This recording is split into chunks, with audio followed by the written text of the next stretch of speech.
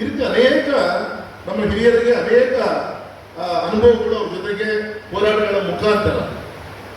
ಇವತ್ತು ನಮ್ಮ ತಾಯಿ ಇಲ್ಲ ನನಗಿನ್ನೂ ಕೂಡ ನೆನಪಿದೆ. 2ನೇ ಕ್ಲಾಸ್ ನಾನಿನ್ನು ಶಿಕಾರಿಪುರದ 12ನೇ ಕೆರೆ ಅಂತೇಳಿ ನಮ್ಮ ಕುರುಬ ಸಮಾಜ ವಾಸ ಮಾಡ್ತಿರಂತ ಮೊದಲೇ ನನ್ನ ಮನೆ.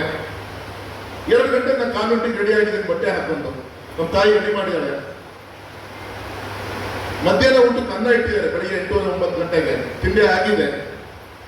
ಯಡಿಯೂರಪ್ಪನವರು ಬೈಸಿಕಲ್ ತಗೊಂಡು ಪುರಸಭಾ ಅಧ್ಯಕ್ಷರು, ಅವ್ರಿಗೆ ಒಂದು ಅಭ್ಯಾಸ, ಬೆಳಗ್ಗೆ ಎದ್ದು ಚೀಫ್ ಆಫೀಸರ್ ಕರ್ಕೊಂಡು ಯಾವ್ಯಾವ ನೆಲದಲ್ಲಿ ನೀರು ಹರಿದು ಹೋಗ್ತಾ ಇರುತ್ತೆ ಅದನ್ನು ನಿಲ್ಲಿಸಂಥದ್ದು, ಟ್ಯೂಬ್ಲೈಟ್ ಇರ್ತಿದೆ ಟ್ಯೂಬ್ಲೈಟ್ ಆಫ್ ಮಾಡೋಂಥದ್ದು ಮಾಡಿಕೊಂಡು ದಿನ ಬೆಳಗ್ಗೆ ಸೈಕಲ್ ತಗೊಂಡು ಎಲ್ಲರೂ ಕರ್ಕೊಂಡು ಹೋಗಿ ಬರ್ತಾ ಇದ್ರು. ಆದರೆ ಅವತ್ತಿನ ಹಿಂದಿನ ರಾತ್ರಿ ಫೋನ್ ಬರುತ್ತೆ. ಅವತ್ತು ಮೊಬೈಲ್ ಇಲ್ಲ. ಮೇಹಬೂಬ್ ಅಂತೇಳಿ ಒಬ್ಬ ಲಾಯರ್, ಅವ್ರ ಮನೇಲಿ ಲ್ಯಾಂಡ್ಲೈನ್ ಇತ್ತು.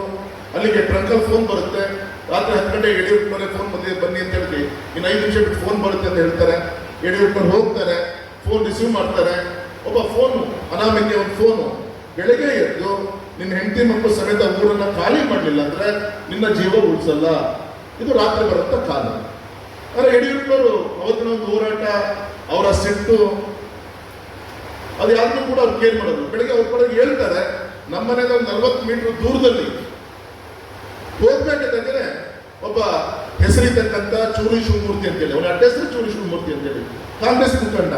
ಇಂದಿರಾ ಗಾಂಧಿಗಳು ಪ್ರಧಾನಮಂತ್ರಿ, ಗುಂಡೂರಾವ್ ಮುಖ್ಯಮಂತ್ರಿ, ಶಿಕಾರಿಪುರ ರಿಸರ್ವ್ ಕಾನ್ಸ್ಟಿಟ್ಯೂನ್ಸಿ, ಯಡಿಯೂರಪ್ಪ ಪುರಸಭಾ ಅಧ್ಯಕ್ಷ ವೆಂಕಟಪ್ಪ ಅಂತೇಳಿ ಬಂದಿಖಾನೆ ಸಚಿವರು ಆ ಟೈಮಲ್ಲಿ ಹೋಗ್ಬೇಕಾದಾಗ ಮಾಣಿಕಂತ ಹಲ್ಲೆ ನಡೆಯುತ್ತೆ. ಯಡಿಯೂರಪ್ಪನ ಮೇಲೆ ಕತ್ತಿಗೆ ಕನ್ನಿ ತಗೊಂಡು ಹೊಡಿತಾರೆ.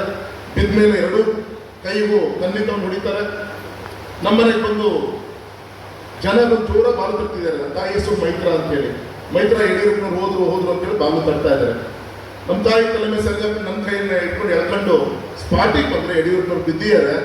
ಅಲ್ಲೂ ಕೂಡ ಯಾರು ಊಟ ಕುದುರ್ತಾ ಇದ್ದಾರೆ. ಯಾಕಂದ್ರೆ ಗುಂಡೂರಾವ್ ಮುಖ್ಯಮಂತ್ರಿಗಳು, ವೆಂಕಟಪ್ಪ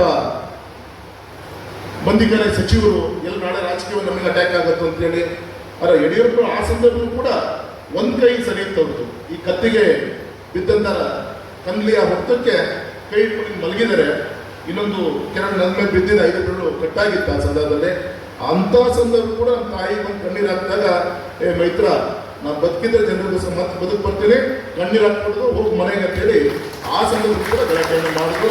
ಆದರೆ ಅವತ್ತು ಬಿದ್ದಂಥ ರಕ್ತ ಇವತ್ತು ಕರ್ನಾಟಕ ರಾಜ್ಯದಲ್ಲಿ ಸುಮಾರು 7 ಲಕ್ಷ ಹೆಕ್ಟೇರ್ಗಳಿಗೆ ನೀರಾವರಿ ಯೋಜನೆ ಏನಾದರೂ ಆಗಿದೆ ಅಂದರೆ ಸನ್ಮಾನಿಸಿದ ಯಡಿಯೂರಪ್ಪನವರ ಒಂದು ನೇತೃತ್ವದಲ್ಲಿ ಬಿಜೆಪಿ ಸರ್ಕಾರ, ನಮ್ಮ ಬಸವರಾಜ ಬೊಮ್ಮಾಯಿ, ನಮ್ಮ ಪಾಟೀಲ್, ಈ ಥರ ಅನೇಕ ಮಂತ್ರಿಗಳ ಸಹಕಾರದಿಂದ ಇವತ್ತು ರಾಜ್ಯದ ನೀರಾವರಿ ಯೋಜನೆಗಳು ಆಗಿದೆ.